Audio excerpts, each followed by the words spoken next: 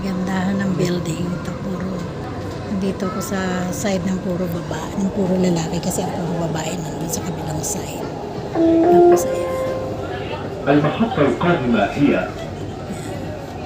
May sign sila dyan na pang babae lang yung side na to. Tapos dito puro boys. Pero dito pwedeng mix. Ayan, meron silang ano ng kung saan yung destination mo. Ayan. May ginagawa na naman sila doon. No? All Hails Station ba? Ito. Ayan, station. Ito yung hindi masyadong mataas na station.